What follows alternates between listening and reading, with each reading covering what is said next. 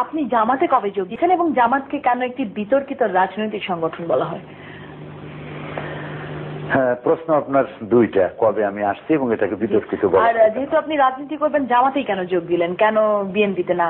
আওয়ামী লীগে যোগ দেবেন না, কারণ আওয়ামী লীগের আদর্শের সঙ্গে আপনার মেলে না। প্রশ্ন হলো তিনটা, আরো বাড়বে নাকি? না, আপনি একটার পর একটা দিতে পারেন। আচ্ছা, তো তিনটা প্রশ্ন। আমি জামাতে এসেছি, আমি ছাত্র জীবনে জামাত করি নাই, কিন্তু জামাতের প্রতি আকৃষ্ট হলাম ছাত্র জীবনেই। কারণ ওই সময় আমি সরসিনা মাদ্রাসা পড়তাম, এটা একটা পীর সাহেবের মাদ্রাসা।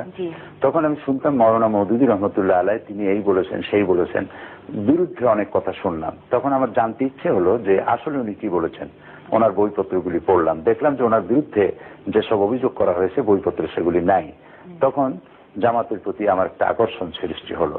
এরপরে আমার লেখাপড়া শেষ করলাম 1962 সনে, মাদ্রাসা শিক্ষার উচ্চশিক্ষা ডিগ্রি নিয়ে। তারপরে আমি ব্যক্তিগতভাবে কিছু রিসার্চ ইত্যাদি করেছি। 70-এর দশকে এসে আমি জামাতের রুকন হয়েছি। এবং জামাতে ইসলামীতে আসলাম কেন, এটা আপনার দ্বিতীয় প্রশ্ন। এটা হচ্ছে যে ইসলামে যেমন আল্লাহ তাআলা বলেছেন আকিমুস সালাত, নামাজকে প্রতিষ্ঠা করো, সেই আল্লাহ তাআলা আবার বলেছেন আন আকিমুদ্দিন ওয়ালা তাতাফাররাকু, তোমরা দ্বীনকে প্রতিষ্ঠা করো আর এ ব্যাপারে কোনো মতপার্থক্য সৃষ্টি করো না। নামাজ পড়া যেমন ফরজ, আল্লাহর হুকুম অনুযায়ী ব্যক্তি, পরিবার, সমাজ ও রাষ্ট্র পরিচালনা করা ঠিক তেমন ফরজ। সেই জন্য এই ফরজ দায়িত্ব পালনের জন্য একটা দলে শরিক না হলে একাই কি এটা করা সম্ভব নয়। সেই জন্য আমার দৃষ্টিতে একটি সফল আন্দোলন আমি খুঁজলাম, যেটা এমন যে এই মুহূর্তে দেশ যদি হাতে পায় তাহলে দেশটাকে পরিচালনা করতে পারবে। শুধু একজন মৌলানা পীর হলেই তো হবে না, বহুত মৌলানা পীর এমন আছে যাকে যদি এখন যদি কোনো ইউনিয়নের চেয়ারম্যান বানায় দেওয়া হয় তাহলে 1 ঘন্টাও চালাতে পারবেন না, একটা থানার ওসি বানালে চালাতে পারবেন না। এটার জন্য আলাদা যোগ্যতা প্রয়োজন। আলেম হওয়া, পীর হওয়ার জিনিস, সমাজ পরিচালনা, রাষ্ট্র পরিচালনা ভিন্ন জিনিস, এগুলি জানতে হয়, পড়তে হয়। এবং এই আন্দোলনকে পরিচালনা করার জন্য পত্রিকা থাকতে হয়, তারপরে সাহিত্য থাকতে হয়, বিভিন্ন সেক্টরে কাজ করতে হয়। আমি দেখলাম জামাত ইসলামী এমন একটি দল যার অঙ্গ সংগঠন আছে অনেকগুলি, শ্রমিকদের মধ্যে কাজ করছে, নারীদের মধ্যে করছে, অমুসলিম নাগরিকদের মধ্যে করছে, প্রশাসনের মধ্যে করতেছে, ছাত্র ছাত্রী, চাষি, সর্বস্তরে, এবং তাদের সাহিত্যের একটা বিশাল ভান্ডার আছে, এবং পত্রপত্রিকা আছে, বাংলা, ইংরেজি, উর্দু, আরবি, ছাত্র সংগঠন ইত্যাদি সবকিছু আছে। আমি ভাবলাম যে ইসলাম অনুযায়ী দেশকে পরিচালিত করতে হলে এরকম একটি যোগ্যতা সম্পন্ন একটি সুশৃঙ্খল সংগঠন আমার প্রয়োজন।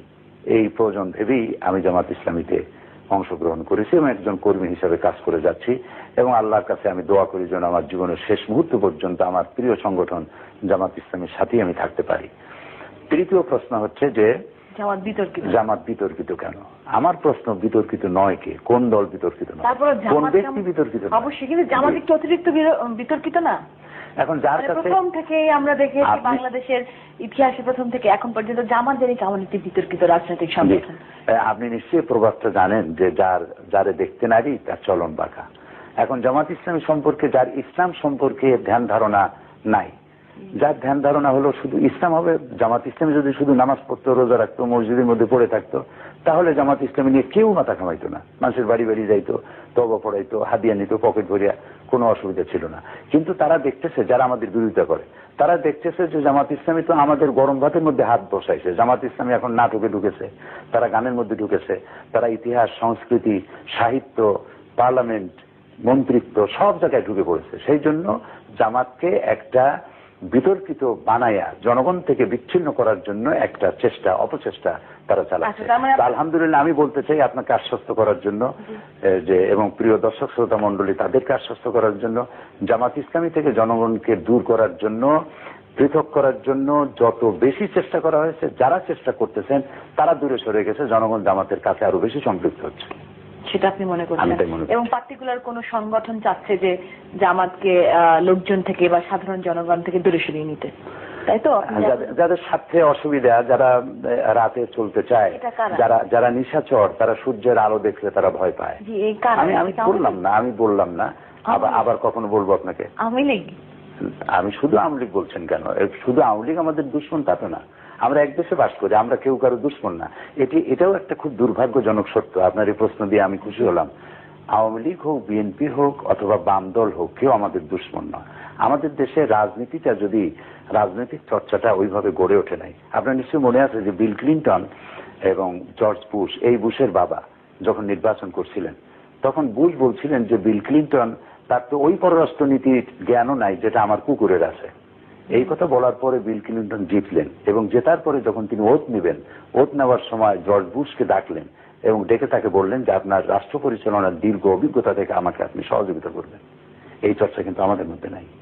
আমরা আমাদেরকে কেউ সমালোচনা করলে আমরা তাকে শত্রু মনে করি। শত্রু মনে না করে আমরা যদি পরস্পরের আপনি আমার ভুলটা ধরতে পারবেন, এই জন্য ধরবেন যে আমাকে আপনি সংশোধন করতে চান, এই জন্য নয় যে আপনি মানুষের সামনে আমাকে নিন্দনীয় করতে চান। অবশ্যই বাংলাদেশের রাজনৈতিক ব্যক্তিত্বরা কি তাদের ভুল স্বীকার করে? তারা তো কখনোই কোনো ভুল কখনো স্বীকার করে না। এটি আমি আপনার সাথে আমি একমত। এটি হচ্ছে ওই কথা যে ইতিহাসের সব থেকে বড় শিক্ষা এই যে ইতিহাস থেকে কেউ শিক্ষা গ্রহণ করে না। রাজনীতিবিদরা যদি এই শিক্ষা গ্রহণ করতেন তাহলে পদে পদে তাদেরকে ভোগান্তি হতো না। আমরা আশা করব বাংলাদেশের রাজনীতিতে একটি সুন্দর চর্চা, একটি গণতান্ত্রিক চর্চা এবং সহনশীলতার, উদারতার চর্চা বাংলাদেশে ফিরে আসবে। সহনশীলতা, সেটা আমরা আশা করব। আপনার কাছে আমার শেষ প্রশ্ন, আগামী আপনি এটা কিরকম বাংলাদেশের স্বপ্ন দেখেন? আপনার শেষ করতে চেয়েও শেষ হলো না, মানে আগে বলছিলেন শেষ প্রশ্ন। যাই হোক, ধন্যবাদ আপনাকে। আমি দেখতে চাই বাংলাদেশকে একটি সমৃদ্ধ, ক্ষুধামুক্ত, দারিদ্র্যমুক্ত, নিরক্ষর মুক্ত, স্বাধীন, সার্বভৌম একটি সুন্দর রাষ্ট্র আমি দেখতে চাই।